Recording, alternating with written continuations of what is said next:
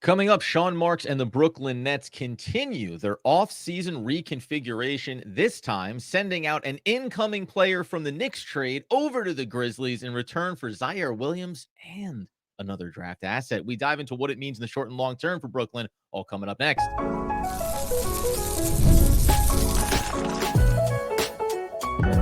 You are Locked On Nets, your daily Brooklyn Nets podcast. Part of the Locked On Podcast Network, your team every day.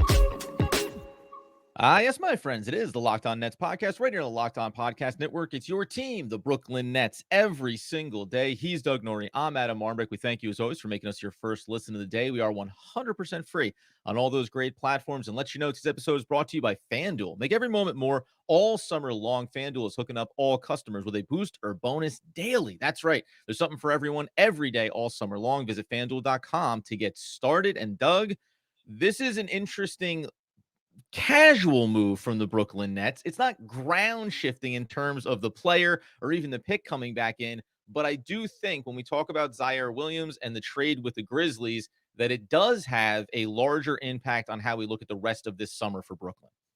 I mean, I think like when we get down to it, like this is the Sean Marks that Nets fans came to know and love. I mean, this is just like kind of a Sean Marks special when the team was in desperate straits and needing to rebuild after just sort of horrendous long-term approach to their team building. Marks came in and made moves very similar to this one with Ziaire Williams, where he took on guys who just teams either wanted to move on from, couldn't fit because of the money, just sort of like, one team's trash is another team's treasure kind of moves.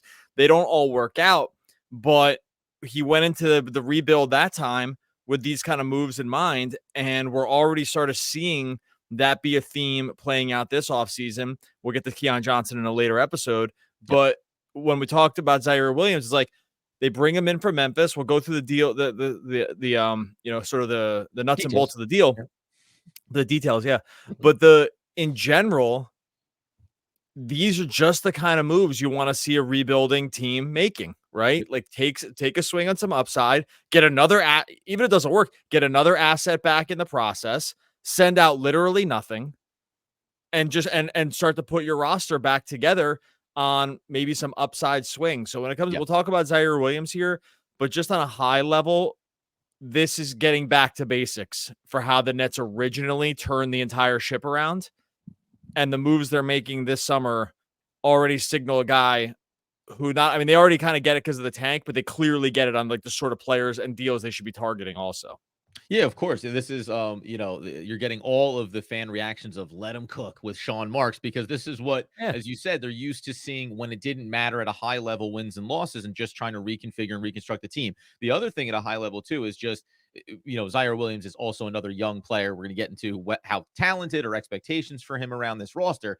But I also think that it's fun to watch that Sean Marks. So you go back to the first time around when he's doing this, and it's the Joe Harrises and it's the Spencer Dinwiddies. These are guys that are in their mid-20s, though, going into what would be primes of their careers, have been kind of discarded or underutilized other places. Now, I think you're also starting to see the way Sean Marks and the Nets are approaching it from an age demographic, too. It's not only that we're looking to find some value places, guys that maybe haven't hit and had big expectations that didn't live up to.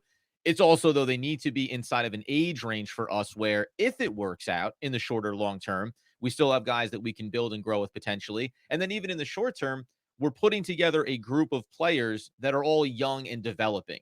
So everyone can kind of feel like they're on the same timeline and on the same expectation line, which I think matters, because you start bringing in, if you brought in a Spencer Dinwiddie now, at that age, like they did years ago, or the Joe Harris at that point, if you were those players, you might be kind of looking around going, well, what exactly is my role here? Or what's the plan for me? Is it going to help my career going forward? This instance for all these guys, especially Ziaire Williams, is, hey, didn't work out. Didn't look so good to start, but you're going to have a real opportunity to reclaim your early career. Yeah, and with Ziaire Williams, I mean, look, you're looking back at a guy in the 2021 draft. He was the 10th overall pick. I will say, you have to sometimes sort of examine drafts and what they look like at the time to know what the number overall pick real was. Value, right? Yeah, because he goes 10th overall. I don't think it was a crazy reach at that point, but the guys behind him, I mean, really barely. There's there's not a lot of, huge NBA talent here. James Bouknight goes behind him. Josh Primo, he's already out of the league, obviously. Duarte is there, who's been kind of already shuttled around. Moses Moody still coming off the bench for Golden State. Corey Kispert, Shingun. So it's like, it wasn't like there was this like crazy sort of talent stretch that went right behind him. And you're like, oh my God, he went in front of all these guys too. But he was a guy that was drafted on the measurables. He's a huge dude, right? Mhm. Big guy, 6'9", big wingspan. And we'll go through like little pieces of his game here shortly. But overall, he was for sure a guy that you're kind of like dreaming on the upside, especially around just like the overall measurables. And again, anytime you can grab guys like this as like sort of reclamation projects, whatever you want to do, give him more playing time, put him in a slightly different system, see what they can do. He's got his flaws in his game, but these are just the moves you have to take when there's like no risk to this. Like there's no No, risk and there's seemingly nothing but possible upside. And even if there's not upside, you're like, okay, well, we'll get a second round pick just to cover our butts too, because the Grizzlies are trying to get off the Ziaire Williams money because they probably want to go back and sign Luke Kennard, and they just need a little more. They need a little more cash. So when you can find teams, and we might see a lot of this next summer too. By the way, when Ben Simmons comes off the books, and they really open up their cap space to take on deals of, hey, we need to move off some of this money here because we want to sign. Like this guy doesn't have a huge role for us going forward on our team, and we want to sign, player Y. Yeah. So now we're going to throw in another second round pick to move off the money. These are those deals along the margins that are really just encouraging and frankly kind of fun. When you're rooting for a team in this stage of the development tree or development cycle, these are the kind of things that you just want to see how they sort of like start to pan out. We saw a little bit last summer when the Trendon Watfords and Darius Bazeys of the world bringing in some of these guys and seeing, hey, let's figure out what happens. But the Nets have just such a long leash on what they are able to try out now that just grabbing as many of these guys as possible in this timeline just makes tons of sense because one will be opportunity. The pressure will be low. They'll be in a developmental system that's like geared toward just seeing if they can maximize talent off of some of these guys. And if you already are 6'9", right, and athletic, then we can do business with that. We can do business with that in a way that some other teams like the Grizzlies, who have a different timeline, just can't. And so I just like love moves like this now with the understanding that, hey, there's just a good chance it just doesn't totally work out, but it doesn't matter. There's no risk. This is like it's such a risk-free move that has nothing but upside. And you mentioned bringing in players a season ago, and then one of them hits, and you return Trendon Watford back on a 1-year contract. Likewise, we expect maybe more of these moves to come for Brooklyn, and Ziaire Williams will have a chance to be one of those guys that maybe hits for Brooklyn. Coming up here in a second, though, let's take a look at officially what the trade was with the Memphis Grizzlies, why it helped Memphis, why it's good for Brooklyn, but also the areas of Ziaire Williams' game that led to him being available in a move like this. We'll dive into that here in just one moment.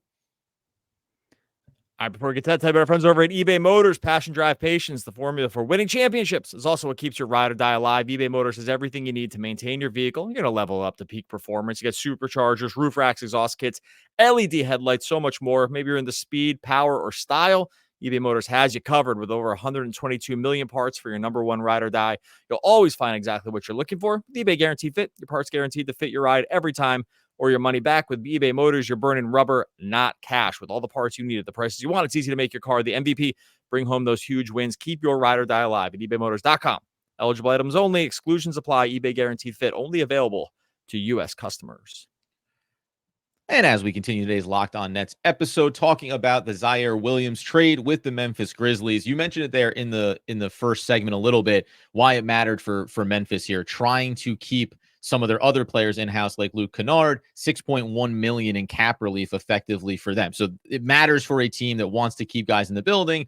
Brooklyn able to make these moves. And in the back end of this episode, there's also like where the Nets currently sit and their cap situation. We said we're going to talk about the Keon Johnson contract at a later date, but all these things are starting to build up that could point to some bigger moves coming for Brooklyn.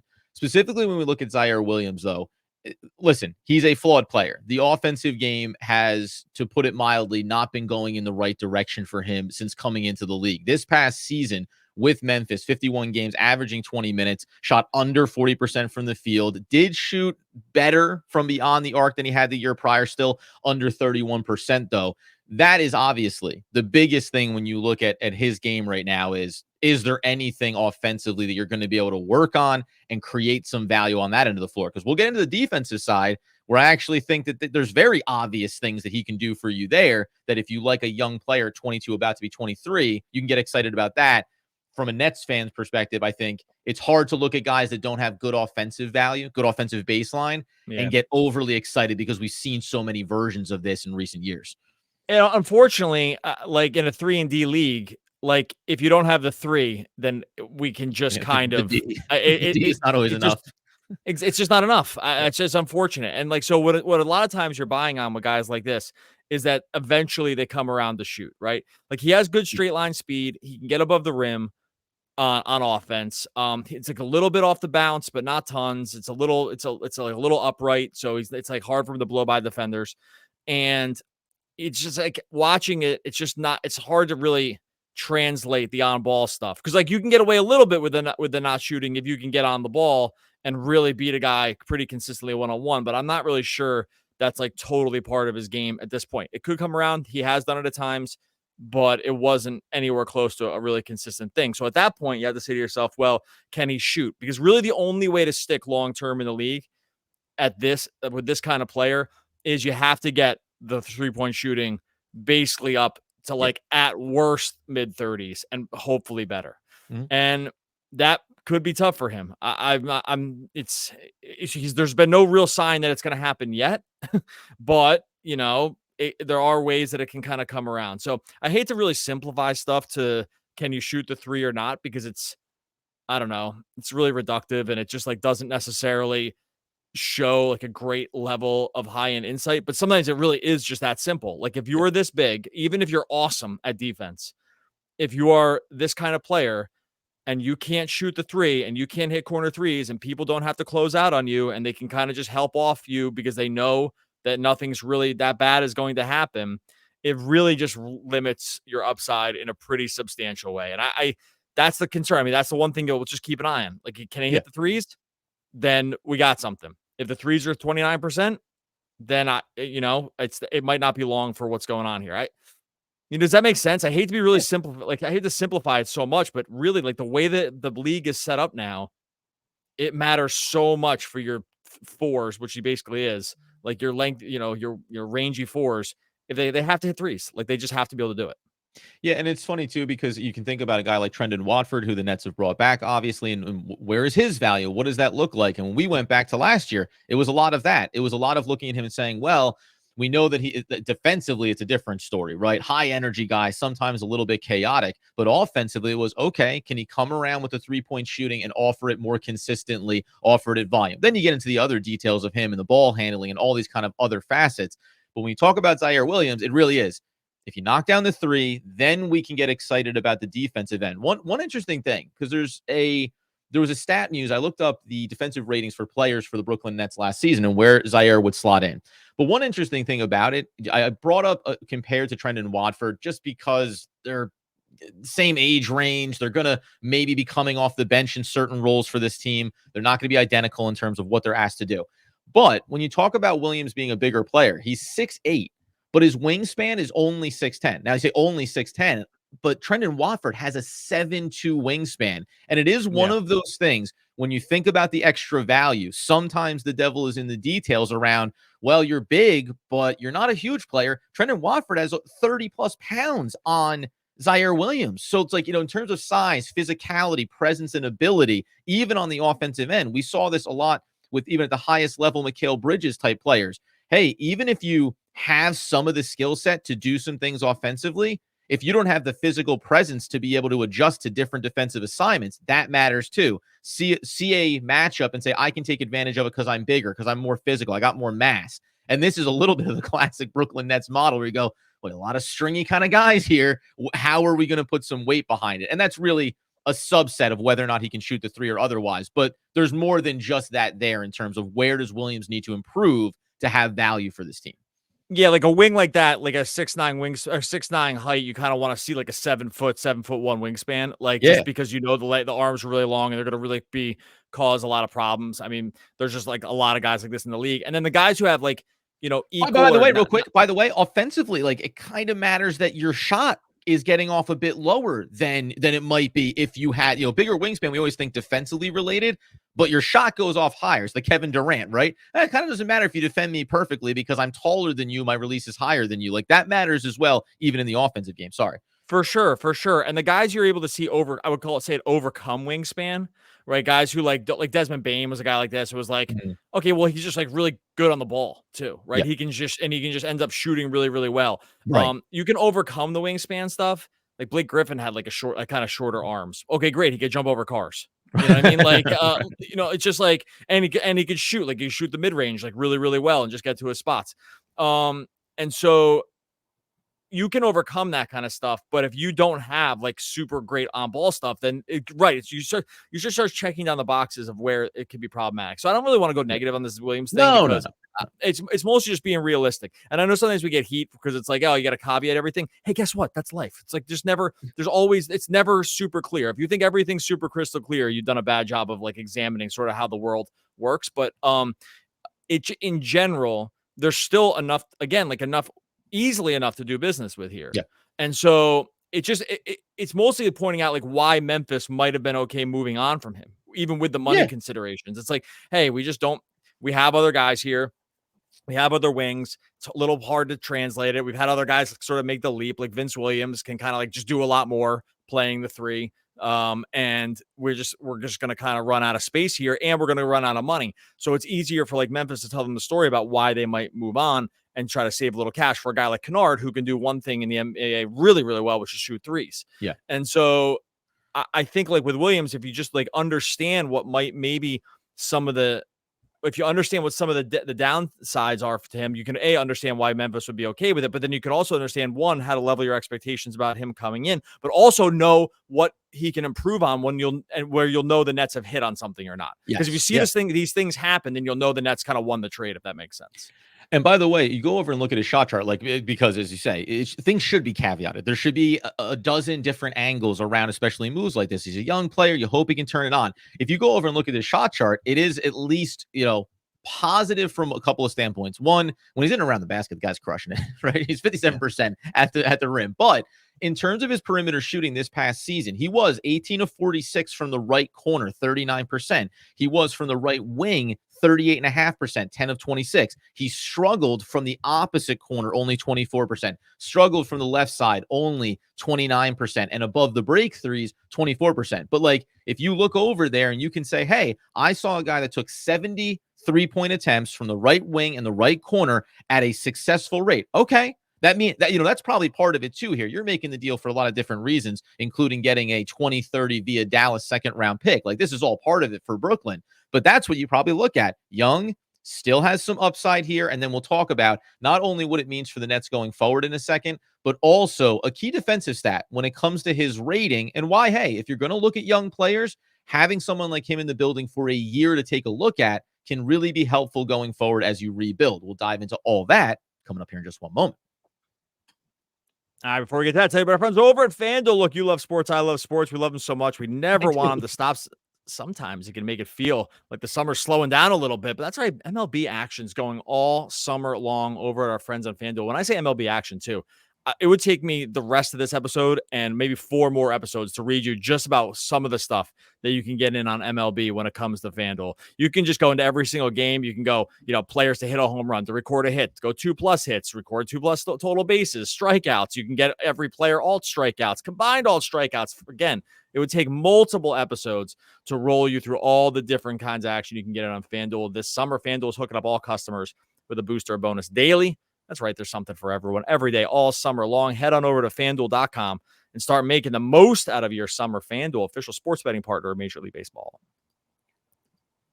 All right, so as we tie a bow on today's Locked On Nets episode, of course, talking about the trade with the Memphis Grizzlies for the Brooklyn Nets, bringing in Ziaire Williams. I mentioned there at the end, a 2030 second-round pick. If via Dallas, you can say that's almost nothing, and then you can watch Jalen Wilson playing in Summer League for the Brooklyn Nets and think, actually, they all kind of matter. So every pick is a big deal for Brooklyn in that regard. The other thing here, so real quick, before we talk about what I do think is going to maybe shift how we looked at this offseason ahead of the year starting. The one other note, you go back and you take a look at defensive ratings for the Brooklyn Nets this past season. No surprise that Nicholas Claxton was the best at 111. Dennis Smith Jr., probably not coming back to the team, at least what we can tell right now, 113.7. Now, Royce O'Neal, don't worry about that. Lonnie Walker, don't worry about that. What's really interesting about looking at these players is the 115.3 defensive rating for Ziaire Williams would slot him right in there. The only players that would be ahead of him would be Nicholas Claxton. It would be Day'Ron Sharpe, who we still can't figure out where his minutes went, even though some metrics say he was good. And then you get into the Ben Simmons of the world and the Noah Clowneys of the world. Two guys, Ben Simmons, only 15 games. I wipe him off the map. And then you get excited about where Noah Clowney is going. Point being, if you can bring in a guy that positions himself to be the fourth best defensive value on your roster, that can matter, not even so much this year, upcoming season, but going forward. If you can bring around that three-point shot a little bit, then you can talk about a guy, 6'9", coming off the bench, can knock down some threes, and can give you some defensive versatility that offers you flexibility around Claxton and Clowney and how you want to construct those minutes, especially when it comes to the front court. Yeah, there's always kind of like these are the guys that Sean Marks has wanted to target, right? It's like because there's things you can't teach. You can't teach size, right? You can't teach athleticism. Those are just things you either have or you do not have. You can overcome those two things, but you cannot give them to players. You can teach shooting to some degree. You can teach some of the other just basic skills around basketball, but you can't teach like these measurables, right? And so I think we've seen from Marks wanting to target guys like this that fit into certain systems. Like if, let's say you want to switch everything, right? Like you already know with because like if you're trying to pair guys who will fit well into like the Claxton mold, which is, hey, we have a center who can switch 1 through 5. Therefore, getting other guys that can basically switch, with a band around where they are, preferably 1 through 5, which Williams can probably do, and maybe like 2 through 5. But if we've seen him sort of like target these kinds of guys for a reason, because if you have other guys that kind of can lean into that certain style, getting guys that can also be part of it, that's why DSJ was such a good fit, right? Yeah. It's like, hey, you want to run a switching scheme with him and Bridges and Claxton and all these guys? Great. Like all these dudes can run this all day long. I don't know if Zip Williams is exactly that guy, but it makes sense. But he's the guy you could try to, right? You can try to get him there. Yeah. Right, exactly. And so I think that like we've seen Marks sort of lean in to guys like this in the past. And I think it's mostly always correct. I think that like trying to take hits, especially when you're afforded, I should take this back a little bit. He's doing it at times where they weren't trying to win the championship. When they're trying to win the championship, they went a different way. They went like veteran, locker room, playoff minutes, and like some stability, right? Like, the Blake Griffins, the LaMarcus Aldridges, like Jeff Green fit this and actually was like super important to their team. Yeah. But like they went a different direction during that time because they needed sort of just like a different overall feeling around the team. They probably just needed to feel like, hey, if it comes down to the playoffs, we got to be able to know that you've actually stepped on the court during those times. Yeah. Whether that was correct or not, I'm not sure, but it did change during that time. The other times it's been built around dudes like this, if that makes sense.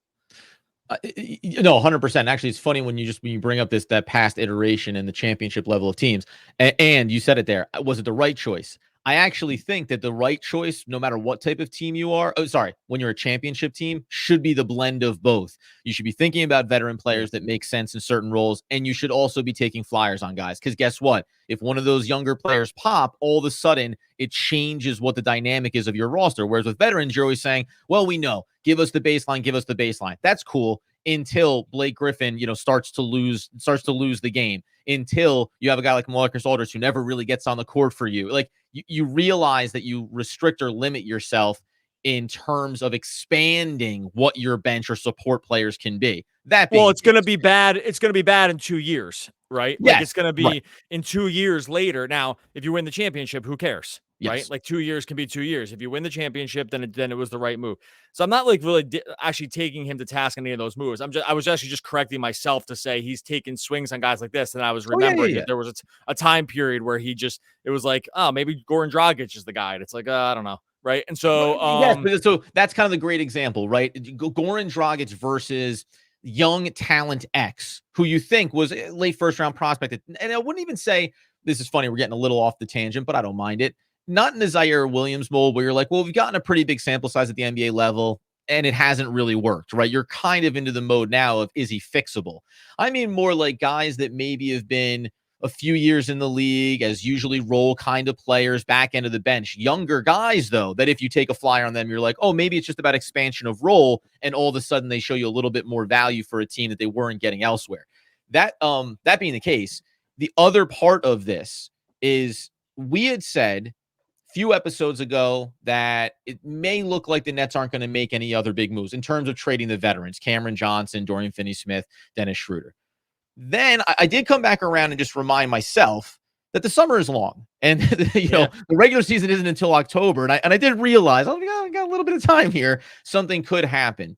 A move like this, I will say, while it's not about Williams specifically, it is about then looking at the roster and starting to say, okay, we're stacking up some players into some positions here. And I don't know when it'll come, but I wouldn't be shocked not only from a numbers game if you want to get these young players reps this season, and then also from the cap standpoint, you usually don't want to walk into the year butting up against an apron, especially in the Nets circumstances. And that does make some of the chatter we may start to hear here over the next few weeks, next couple of months, interesting around some of these vets. Yeah, I mean, we've always known that the goal here was to trade Cameron Johnson and DFS, right? And so the money is a little bit more. It doesn't take him over the tax, and so, but it's close. Yeah, but I think, the sort of the first reactions to this were kind of like, oh, this makes sense if you know these other guys are coming off. If you know 20 plus, again, they've always had to bring money back from those other guys too, and everyone with this gets wiped off no one ever remembers this, right? Yeah, like, it's not going to be just 20 plus million off and nothing in return. It can be if you're trading to a team that's not over the luxury tax because they can take it into a trade exception, but the Nets aren't in that mode here. The Nets are. The other teams aren't in the mode of probably taking on these guys in the cap space and then opening up a trade exception. So almost in every scenario, the Nets are bringing back money too. Now the goal would be for it to be less, right? Mm-hmm. Less money. But when the Williams thing came out, that was kind of it did seem like, oh, this portends another move that's coming. But it's like, that wouldn't be surprised. We've always known that the goal was to trade these guys. It was just it was sort of a matter of when, and knowing that not knowing who was going to come back, right? Like what kind of player was going to come back, making sure you have the roster filled out around sort of upside talent in the short term also makes sense, because then it's like, doesn't matter at all what happens next to guys like DFS, to guys like Cameron Johnson, to guys like Bogey, who could get probably traded to, right? Like these guys can all kind of go. And at least, you just have sort of like warm bodies. Which, by the way, too, as we'll wrap this one up, we're going to talk about Keon Johnson and the contract. It's awesome for him, obviously. What does that kind of mean for this roster? We'll talk about expectations as we go towards that regular season. I think at some point we've been asked a few times, hey, what do you think the starting rotations are going to look like? And it just feels disingenuous to start that conversation, because some people have put them out there. And if you're talking about Bogey and Johnson and DFS and saying they're in the starting rotation, I think we can all just take a deep breath here and wait for it to come to fruition. But there are a couple of interesting teams when it comes to Cameron Johnson that have surfaced here that I'd like to get to as well this week, like the San Antonio Spurs, who are trying to surround Wemby with some talent and some veterans to get that next level for that team and for that player. So there's fun stuff coming up around who are the suitors that have the room to take the money without needing to give big contracts back.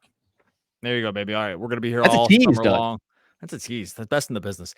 Thank all you. Summer long talking that stuff. I said, like, I'm not sure, actually, just a programming note. We're recording this on Sunday, so there's a chance this comes out Tuesday. We're just, like, not sure. So that's why we didn't mention this last Summer League game on here and and some of the other Keon Johnson stuff, because that was how we recorded. So it's just a little behind the scenes how the stuff gets made around here. Either way, all you have to do, sign up for Locked On Nets wherever you listen to podcasts. Subscribe. Make sure you subscribe to over on YouTube as well, Locked On Nets. Leave a 5-star rating. Give those thumbs up. Anything more is unacceptable. Subscribe to Locked On Nets wherever you listen to podcasts. In the end, I got sick and tired of being sick and tired. Why, that is Bill Hurt. Oh, is he alive still? William, Still alive? Unfortunately, no. Unfortunately, R.I.P. R.I.P. One of the all-time great poets. Well, he will be missed. Yeah. We'll be back tomorrow talking more Brooklyn Nets basketball. Basketball. Yeah, basketball. Yeah.